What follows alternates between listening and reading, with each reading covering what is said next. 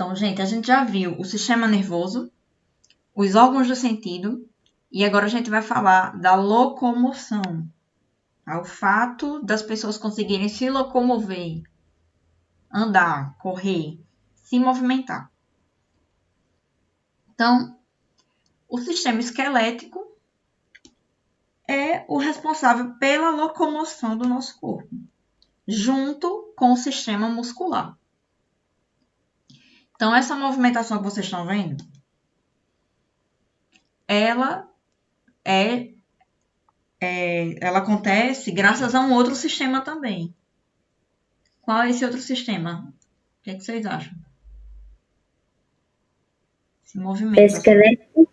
Esse é o esquelético. Mas se fosse só osso, vocês acham que a gente se mexia? Não. Falta o que mais? Não. Falta o muscular. O músculo também, se chama muscular.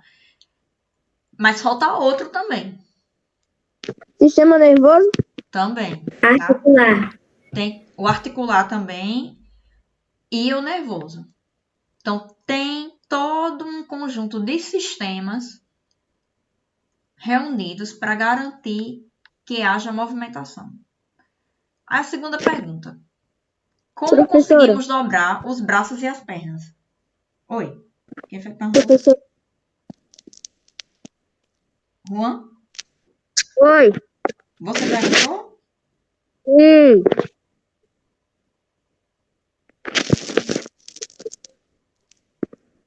Perguntou ou não? Eu perguntei sim. Eu não ouvi, meu amor. Diga de novo. O sistema nervoso tem, tipo, vida própria? Vamos dizer que não é bem por aí, tá? Mas ele, vamos dizer assim, ele comanda todo mundo. Ele não tem ninguém assim que comande o sistema nervoso. Ele é meio que o carro-chefe do corpo. E aí tem algumas partes dele que atuam como se tivesse vida própria. Mas não é bem assim, porque tem o cérebro comandando. Então, assim, respirar, por exemplo. Lembra que é involuntário? Batimento cardíaco é involuntário, porque o sistema nervoso está ali atuando sozinho. Tá?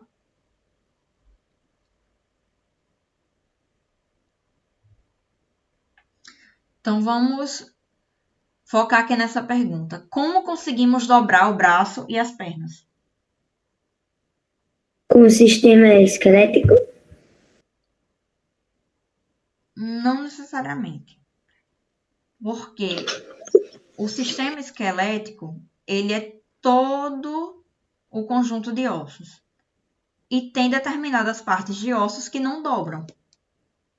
Mas a gente vai ver mais na frente. Professora, é por causa do joelho e do cotovelo?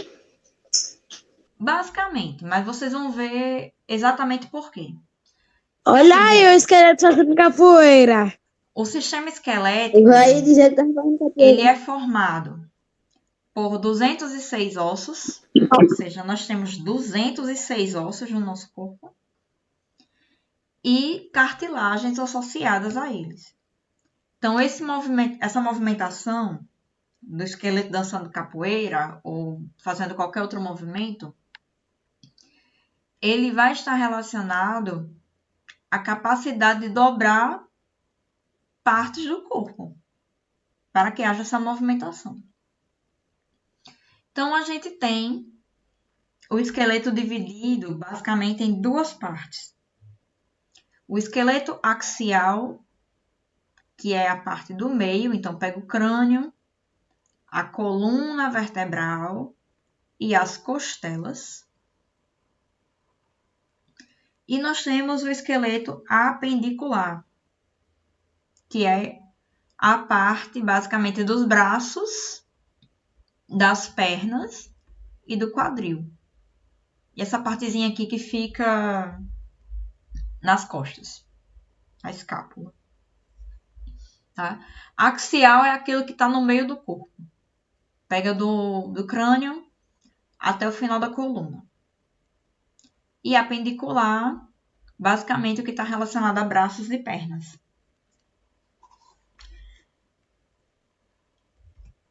E aí nós temos também o crânio, todo dividido em alguns ossos.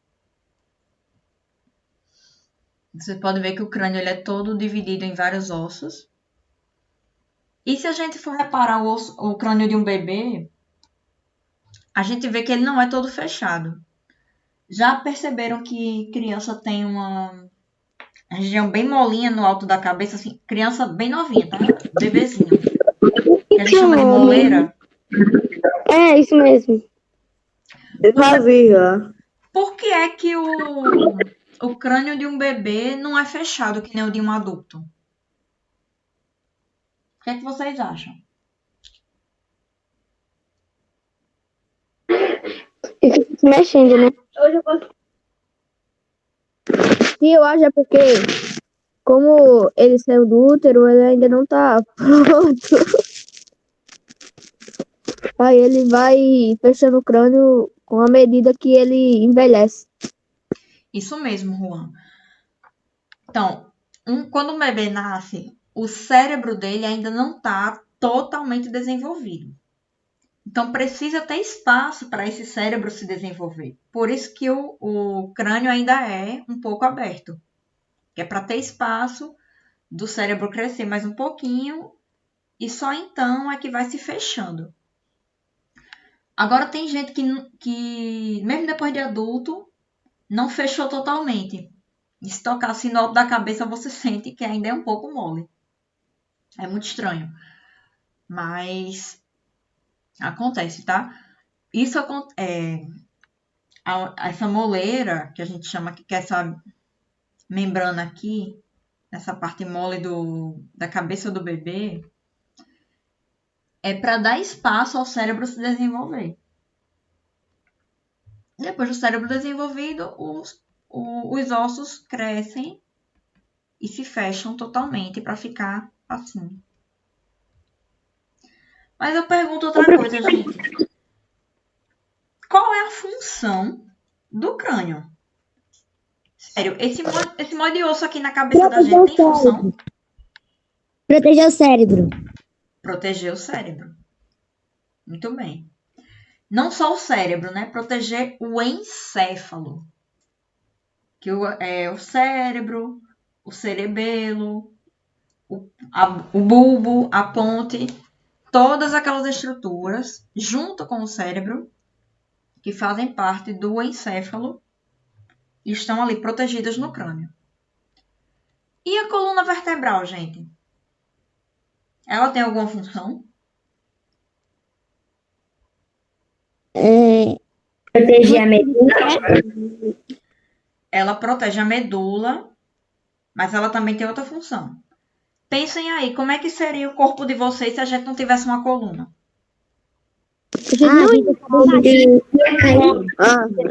É com todo mundo. Tem duas funções na coluna aí. Garantir a sustentação do nosso corpo. É pra manter a gente em pé. Exatamente. Garantir a sustentação e também proteger a medula espinal. A medula espinal passa por onde, gente? Por dentro da coluna vertebral. Por dentro da coluna vertebral. Então, olha só. Esse espaço aqui é onde vai passar os nervos da medula espinal. Tranquilo até aí? Sim. Sim. Então, só revisando o que a gente acabou de responder. Qual é a relação do sistema esquelético com o sistema nervoso? São basicamente uma relação de proteção. O crânio protege o encéfalo e a coluna vertebral protege a medula espinal. Então, se vocês olharem no livro de vocês, na página 104, vocês vão ver que tem uma relação muito importante entre a coluna e a medula espinal, principalmente no caso de acidentes que atingem a medula. Olha só, a gente pode dividir a coluna em 4 partes. Essa parte que vocês estão vendo aqui de azul é a parte do pescoço, tá? Porque a coluna ela começa aqui no finalzinho da cabeça e vai até essa parte aqui perto do ombro. Então, são 7 ossos responsáveis pela região do pescoço. A gente chama de cervical. A parte que está em vermelho é a região torácica, que tem 12 vértebras, são 12 ossinhos. E ela pega do finalzinho do pescoço até o meio das costas. Até o finalzinho da costela, mais ou menos. Aí tem a parte lombar, que é essa parte que vem para dentro da coluna, já no final, perto de chegar no quadril. E tem o finalzinho, que é a parte sacral, que é os últimos ossinhos da coluna, ali já perto das nádegas, perto do ânus. Tá? Luana, nossa coluna parece até um rabo de cachorro. Pois é, tem essa movimentação. Podem reparar que ela não é reta, não é uma régua. A gente vê que, tipo, o pescoço, a parte do pescoço vem para frente, a parte das costelas, do tórax, ela vira para trás. Na coluna da parte lombar, que ali já no finalzinho das costas, vem para frente de novo. E aí a parte sacral, que é ali perto já do ânus, finalzinho, Professor, é para fora. Oi. minha avó tem um problema na coluna. Quem? A coluna dela é... A coluna de quem? A minha avó é torta.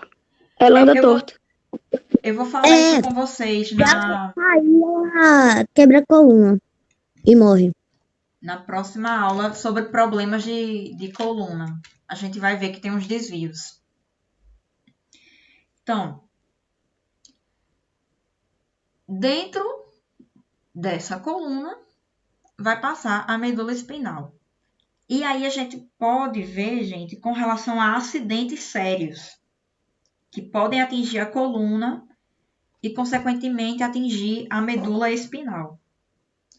Quando o acidente acontece aqui, ó, na região lombar, que é da cintura para baixo, a pessoa pode sofrer com a paraplegia, que é quando ela perde o movimento. Professora? Oi? Oi, gente, estão A me pessoa... ouvindo? Estão me ouvindo? Sim. Sim. Paralítico, professor. Quando a pessoa sofre um acidente e atinge essa região aqui da coluna, ela vai perder o movimento da cintura para baixo. Então, ela não mexe as pernas. Do quadril para cima, ela vai sentir. Mas ela não vai conseguir andar. Esse caso aqui a gente chama de paraplegia. Uma pessoa que ela não consegue movimentar as pernas, ela é chamada de paraplégica. Se ocorrer uma lesão na região torácica, aqui nessa região vermelha, entre o 6º osso e o 7º osso da região torácica, também vai ser paraplegia. Só que ela já vai perder esse movimento aqui mais na cintura também. Não vai ser só da perna para baixo, ela vai perder o sentido aqui também, nessa região aqui. Então, essas partes que vocês estão vendo em roxo são as áreas que são atingidas e a pessoa vai perder a capacidade de sentir nessa região. Estão compreendendo? Sim, professora. Tá? Então, nesses dois casos aqui de baixo, nós temos a paraplegia, porque o movimento dos braços ainda persiste. A pessoa ainda consegue movimentar os braços ali, ela só perdeu o movimento das pernas. Se ocorrer uma lesão no início da coluna, aliás, no início da região torácica, aqui entre o primeiro e o segundo osso da região torácica, ou na região do pescoço, aí nós vamos ter um caso de tetraplegia, que é quando a pessoa não consegue movimentar mais nem braço nem perna. Paraplégico, perde o movimento dos membros inferiores, ou seja, perde o movimento das pernas. Tetraplégico, perde o movimento tanto dos membros superiores quanto dos membros inferiores. E aí a gente chama de tetraplegia. A pessoa fica tetraplégica. Estão compreendendo, gente? Eu não sei se vocês já viram alguns filmes de pessoas tetraplégicas que elas não conseguem mexer. Aqui, nesse caso, por exemplo, não consegue mexer nem o pescoço direito. Porque ficou só essa região aqui da cabeça onde a pessoa é capaz de sentir. Do resto do pescoço para baixo, não sente nada. Eu acho que tem aquele filme Como Eu Era Antes de Você. Não sei se vocês chegaram a conhecer esse filme. Já assisti. É o filme preferido. Pronto, esse filme aqui, ó.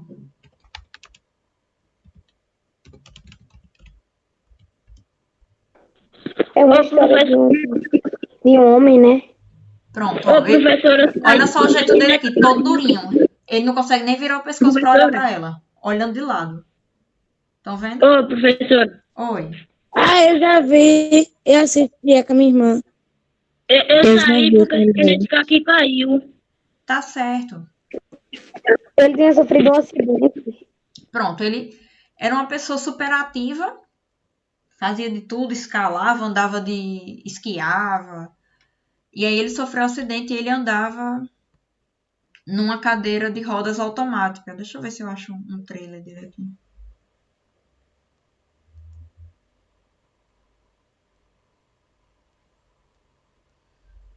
Então, nesses casos, gente, de tetraplegia, é muito mais grave porque a pessoa não consegue movimentar nem os braços. O som vocês não conseguem ouvir não, viu? Porque tô gravando, eu não sei porquê. Deixa eu adiantar aqui. Ele morre no final, né, professora?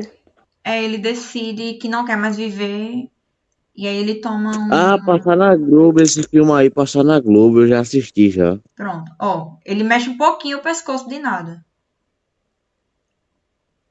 Mas aí, ó, pronto. Nessa hora aqui ela acabou de derramar sopa quente na perna dele, mas ele nem sente. Você vê que ele nem grita, ele só faz olhar quando ela derrama. Viu?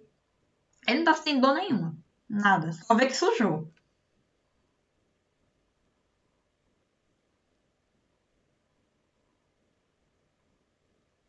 Professora, mas ele não fica bom não dessa doença? Não, meu amor, o que acontece? Porque não é meio uma Não. doença. Ele sofreu um acidente grave que afetou a medula. Lembra que a medula passa aqui bem no meio? Por dentro da coluna vertebral? Se a pessoa sofreu um acidente e atingir a coluna de modo a machucar a medula, se for uma lesão muito grave, a pessoa não consegue voltar a se movimentar, não. Às vezes, ainda consegue, tipo, mover a mão, conseguir movimentar um pouquinho o braço, mas às vezes Cuidado dessa pessoa que tem isso, né, Luane? Oi? Coitadas das pessoas que tem. Infelizmente, Raíssa, a gente tá sujeito a esse tipo de coisa, porque são acidentes. Acidente de carro, às vezes uma queda que sofre de algum lugar alto, escorrega e cai, machuca a coluna. Dependendo da região que machucar a coluna, a pessoa pode perder o movimento das pernas ou pode perder o movimento do pescoço para baixo. Não movimenta mais nada e não sente mais nada. Às vezes a pessoa até consegue recuperar o movimento. Às vezes não. Quanto mais grave, pior. E aí fica totalmente dependente dos outros. Nesse caso de tetraplegia. A paraplegia, pelo menos, quando a gente perde só o movimento das pernas, pelo menos fica com os braços para poder movimentar e consegue fazer bastante coisa, né? Tem nos Jogos Paralímpicos, por exemplo, aquela galera que joga basquete de cadeira de rodas, vocês já viram? Deixa eu procurar aqui. Já. Eu nunca vi, não. Basquete de cadeira de rodas. Vou mostrar. Eu já vi no canal da totalmente mais aparecendo. Nossa, vocês falaram na mesma hora.